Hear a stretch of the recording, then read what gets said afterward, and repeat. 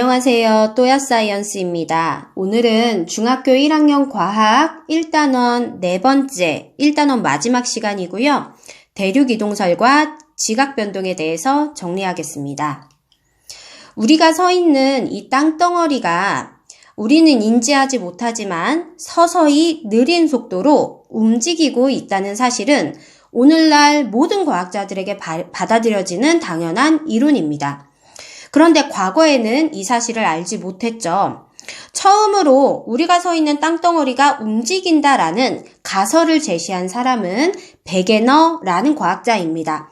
일명 베게너의 대륙이동설이라고 불러요. 내용을 한번 살펴보겠습니다. 베게너에 따르면 과거에 모든 대륙은 한 덩어리로 존재했다라고 합니다. 이 한 덩어리였던 대륙을 우리는 판게아라고 불러요. 판게아 상태였던 대륙이 서서히 움직이고 분리되면서 현재와 같은 5대양 6대주 지구 구조를 갖추게 되었다라고 주장하는 학설이 대륙이동설이고요. 약 100여 년 전에 베게너라는 과학자에 의해서 주장이 되었습니다. 밑에 그림 보실게요. 베게너에 따르면 약 3억 3,500만 년 전부터 1억 7,500만 년 전 사이에는 대륙들이 이렇게 하나의 덩어리로 뭉쳐져 있었습니다. 이 덩어리를 아까 뭐라고 표현한다고 했었죠? 판게아라고 합니다. 판게아 상태였다가 이 대륙들이 서서히 움직이면서 분리되어 현재와 같은 지구 모습을 갖추게 되었다라고 합니다. 과학자들이 어떤 주장을 할 때는 그 근거가 되는 증거들을 제시합니다. 베게너가 대륙 이동의 증거로 제시했던 여러 가지 중에 4가지를 지금부터 살펴보겠습니다. 이 설명에는 여러 개 색깔의 펜이 필요해요. 왼쪽에 증거들을 읽어보고 오른쪽 지도에다가 함께 표시를 할 거거든요. 색깔 펜을 대략 한 5개 정도 준비해 주시고 진행하시겠습니다. 시작하기에 앞서서 지도에 표시되지 않았지만 우리 설명에 꼭 필요한 대륙이 있어요. 이 지도의 하단부에다가 이런 식으로 표시해 주시고요.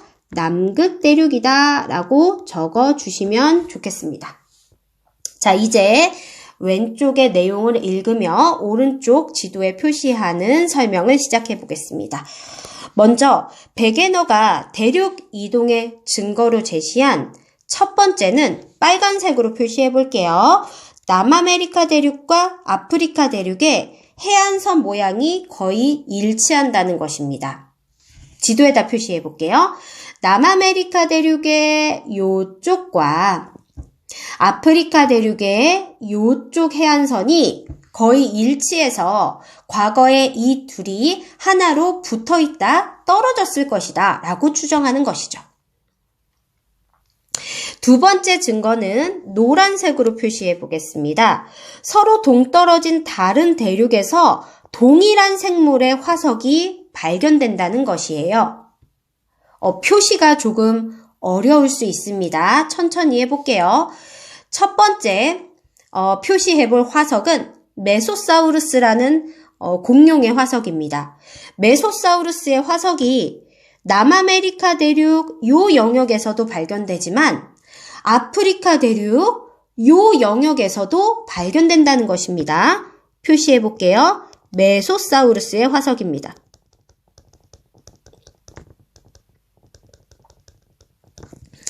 화석 한 가지를 더 표시해 볼 거예요. 색깔을 바꿔보겠습니다. 비슷한 색깔로.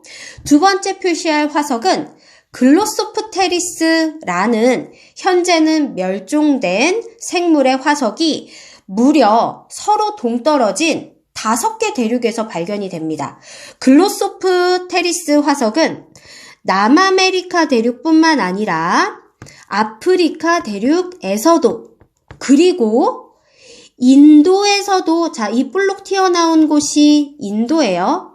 인도에서도, 그리고 남극 지역에서도, 심지어 오스트레일리아, 호주, 요쪽 영역에서도 글로소프테리스 화석이 발견됩니다. 적어 볼게요. 지금 표시한 것은 글로소프테리스 화석입니다. 동일한 생물의 화석이 서로 동떨어진 5개의 대륙에서 발견되는 것은 남극 대륙을 중심으로 이 5개의 대륙이 붙어 있었다라고 생각을 한다면 합리적으로 이해가 된다라는 주장인 거죠. 대륙 이동의 3번째 증거로 가겠습니다. 파란색으로 바꿔볼게요. 3번째 증거는 빙하의 흔적인데 거대한 빙하가 지나가면서 지층을 쓸고 가면 지층에 그 쓸린 흔적이 남게 됩니다. 이 빙하 흔적이 서로 다른 대륙에서 발견이 되고 남극 대륙을 중심으로 이 대륙들을 연결하면 합리적으로 설명이 된다라는 거죠. 지도에다가 빙하 흔적이 발견되는 대륙들을 표시해 볼게요. 남극 대륙 전역에서 빙하 흔적이 발견되고요.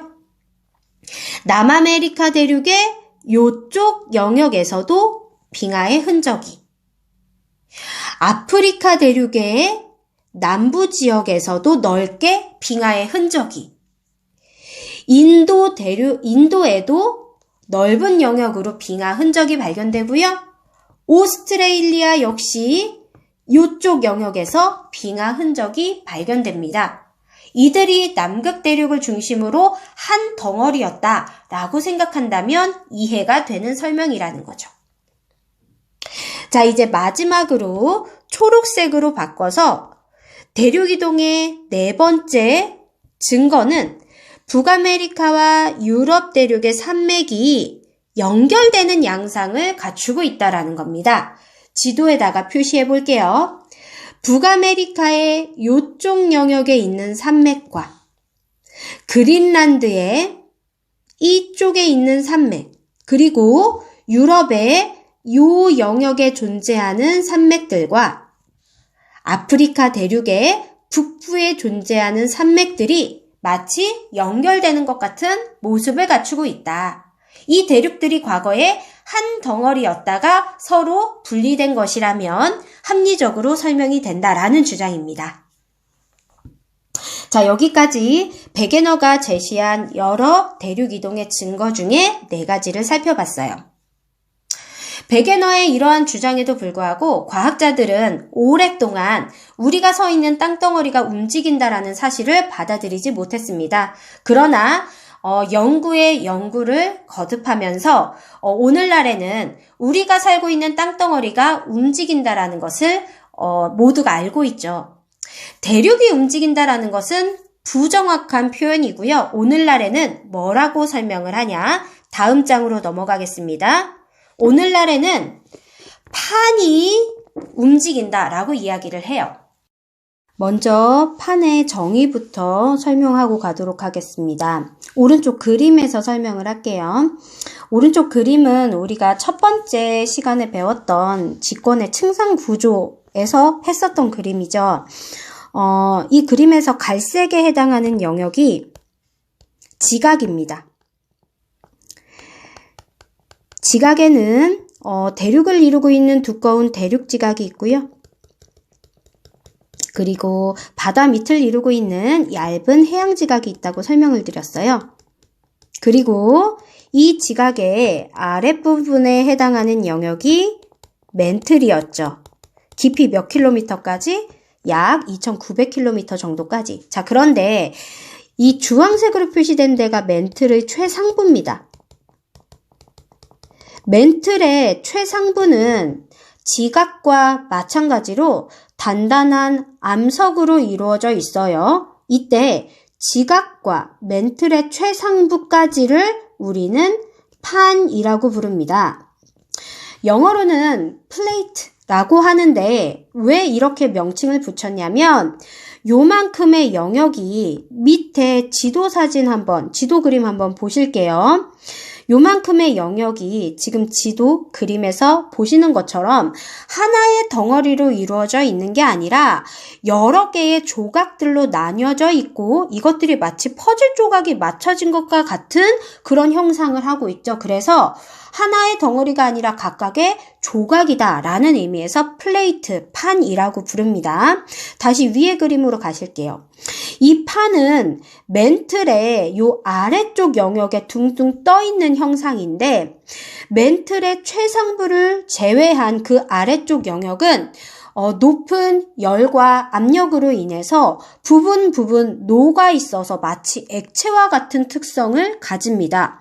액체들은 뜨거워지면 위로 올라가고 차갑게 식으면 아래로 내려가죠.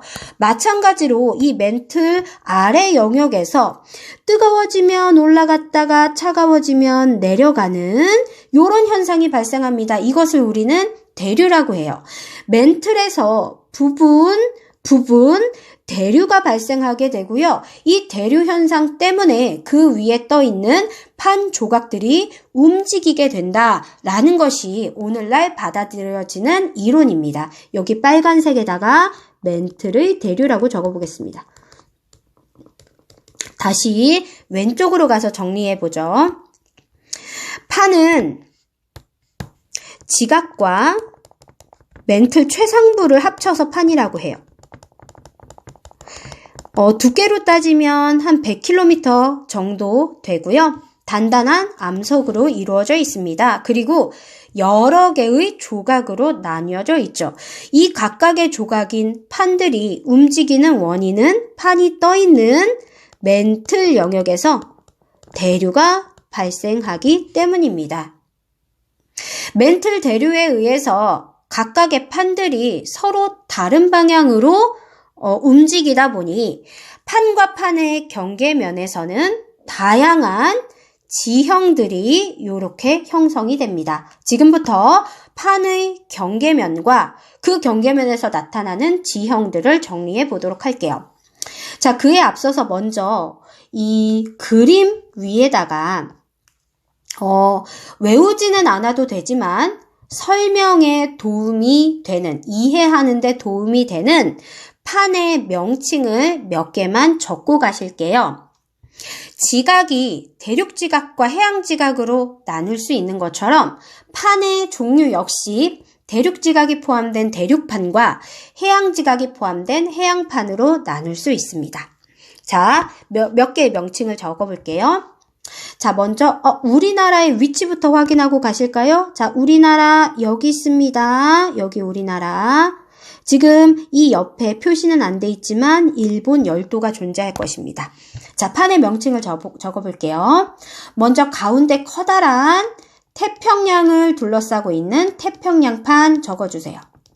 태평양판은 대륙판일까요? 해양판일까요? 해양판입니다. 그리고 우리나라가 포함된 아시아 대륙과 유럽 대륙이 연결된 하나의 판이 있죠? 유라시아판이라고 적어주세요. 그리고 왼쪽 아래로 가서 아프리카 대륙을 포함하고 있는 아프리카판 적어주시고요. 그 다음에 아시아에서 아래쪽으로 이렇게 볼록 튀어나온 이 지역이 인도고요. 요 동떨어져 있는 곳이 호주거든요.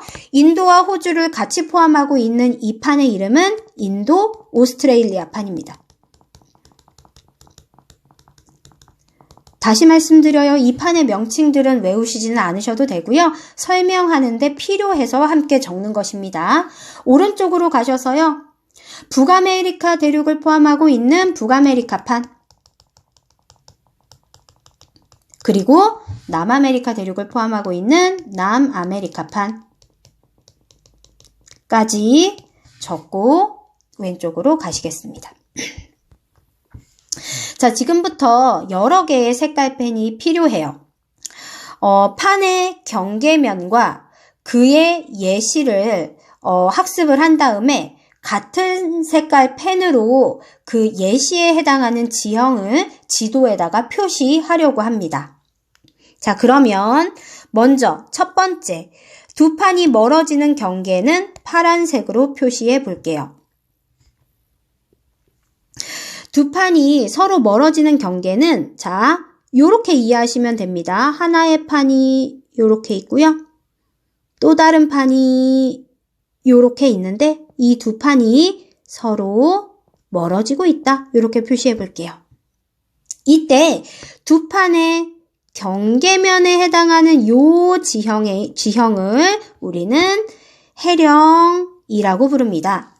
파란색 형광펜으로 해령을 이렇게 칠한 다음에 지도에다가 대표적인 두 판이 멀어지고 있는 경계면인 해령을 표시해 볼게요.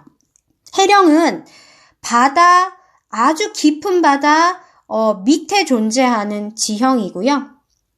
지도에서 대서양을 남북으로 가로지르는 자, 요만큼 그리고 오른쪽에 여기랑 연결되겠죠? 여기가 대서양 중앙해령이라고 부르는 아주 대표적인 해령입니다. 해령은 두 판이 멀어지는 경계니까 판과 판이 이렇게 멀어지고 있다라고 하나 정도만 표시해 주실게요. 또 다른 대표적인 해령이 아래쪽에 동서로 가로지르는 요 해령입니다. 자, 여기도 이렇게 형광펜으로 칠해 주시고요. 이 해령은 두 판이 멀어지는 경계면입니다. 서로 멀어지고 있다. 이렇게 하나 정도만 표시해 주실게요. 자, 이제 선생님은 색깔을 빨간색으로 바꾸겠습니다. 두 번째로 두 판이 부딪히는 경계면을 표시할 건데 두 판이 부딪힐 때 대륙판과 대륙판이 부딪히느냐 또는 대륙판과 해양판이 부딪히느냐에 따라서 서로 다른 지형이 나타납니다. 대륙판과 해양판이 부딪힐 때는 해양판이 밀도가 더 큽니다. 그래서 대륙판 밑으로 해양판이 내려가는, 섭입되는 그런 형태가 나타나거든요. 그림으로 따지면 자, 대륙판은 해양판에 밀려서 뿔룩 솟아오르게 그려주시고요. 해양판은 대륙판 밑으로 이렇게 내려가게 그려주십시오. 대륙판은 뿔룩 솟아오르게 되고요. 해양판은 아래쪽으로 내려가게 됩니다.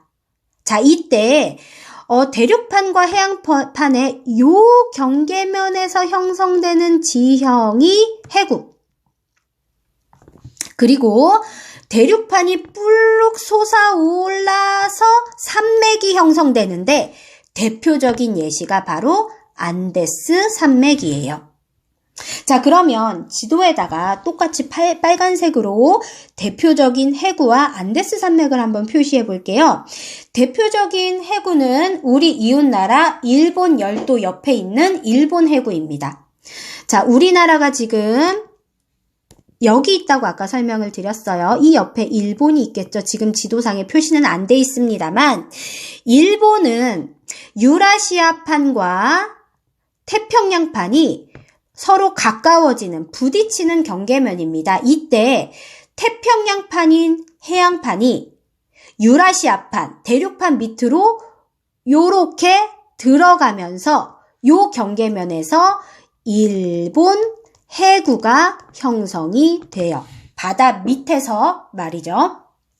자, 그리고 안데스 산맥은 어디냐면 자, 남아메리카판으로 가겠습니다. 남아메리카판은 대륙판이고요. 그 앞에 요 판이 나스카판이라는 해양판이에요. 이 남아메리카판과 해양판이 서로 부딪히면 이렇게 부딪히는 경계면이거든요. 이 부딪히는 경계면에서 해양판에 밀려서 대륙판이 위로 뿔룩 솟아오르면서 여기에 안데스 산맥이 형성됩니다. 이렇게 두 판이 가까워지는 경계면에서 형성되는 해구와 산맥을 표시했습니다. 만약에 가까워지는 두 판이 색깔을 바꾸겠습니다.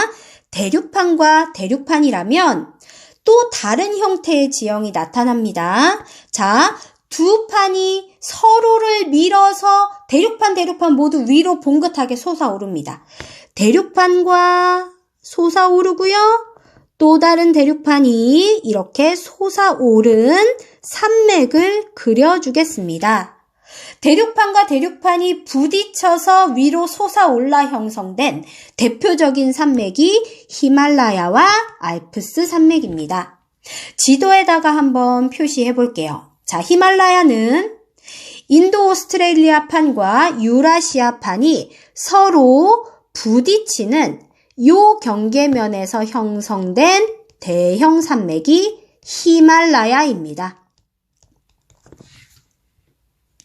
알프스 산맥은 아프리카판과 유라시아판이 부딪히는 요 경계면에서 형성된 산맥이 알프스 산맥입니다. 이렇게 두 판이 부딪히는 경계면에서는 산맥, 습곡산맥 또는 해구가 형성이 됩니다. 자, 이제 마지막으로 선생님은 초록색으로 바꿔볼게요. 두 판이 서로 다른 방향으로 어긋나는 경계면에서는 단층이 발생하는데 전 세계적으로 가장 길고 크고 유명한 단층이 산안드레아스 단층입니다. 영화의 소재로도 쓰였었죠. 산안드레아스 단층이 어디냐면 북아메리카판으로 가시겠습니다. 북아메리카판은 위쪽으로 올라가고 있고요. 태평양판은 아래쪽으로 내려가고 있습니다. 그러면서 이 두 경계면 사이에서 엄청난 단층이 형성되는데 이게 바로 산안드레아스 단층입니다. 자, 이렇게 판과 판의 경계면에서 다양한 지형이 형성된다고 설명을 마쳤습니다.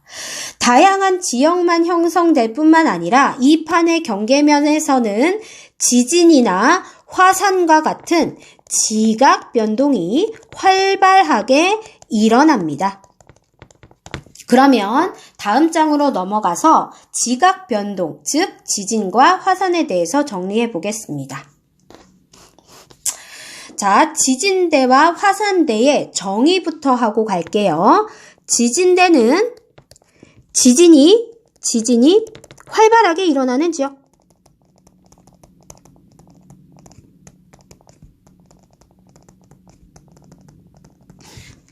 그럼 화산대는 뭐죠?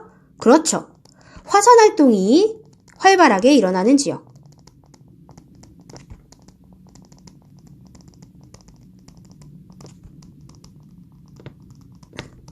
자, 그런데 지진이나 화산은 주로 어디에서 일어나냐? 판과 판의 경계면에서 일어납니다.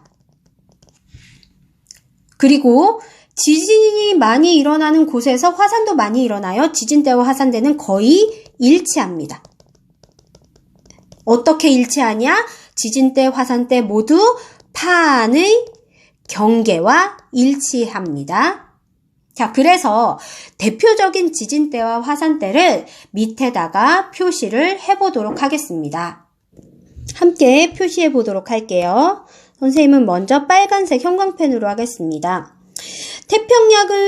태평양을 중심으로 자, 요 영역이 판의 경계면에 해당하거든요. 요 영역에서 화산활동, 지진활동이 엄청나게 많이 일어납니다. 이 영역을 고리 모양이라서 고리 환자를 써서 환태평양 지진대, 환태평양 화산대라고 부릅니다. 두 번째는 해령 부위입니다. 자, 여기 대서양의 남북을 가로지르는 해령 영역이 있다라고 설명을 드렸어요. 여기. 그리고 아래쪽에도 해령이 존재한다고 설명을 드렸죠. 요런 식으로. 요 파란색으로 표시한 영역은 해령, 지진대, 해령, 화산대입니다. 지진, 화산 모두 활발하게 일어나는 지역이에요. 마지막으로 노란색으로 한 군데만 더 표시해 보겠습니다. 알프스 산맥과 히말라야 산맥을 잇는 요 영역에서 표시가 잘 안 되네요. 그냥 펜으로 표시해 볼게요. 요 영역에서 역시 지진도, 화산도 활발하게 일어나고 있습니다. 이 영역을 우리는 알프스, 히말라야, 지진대, 화산대라고 합니다. 이렇게 지진대와 화산대는 모두 판의 경계에서 경계에 주로 분포하면서 지진이 많이 일어나는 곳과 화산이 많이 일어나는 곳이 일치하는 특성이 있습니다. 자, 이것으로 지각 변동에 대한 설명도 마치도록 하고요. 이렇게 4차시에 걸쳐서 1단원이 끝났습니다. 다음 시간에는 2단원으로 들어가서 여러 가지 힘에 대해서 학습하도록 하겠습니다.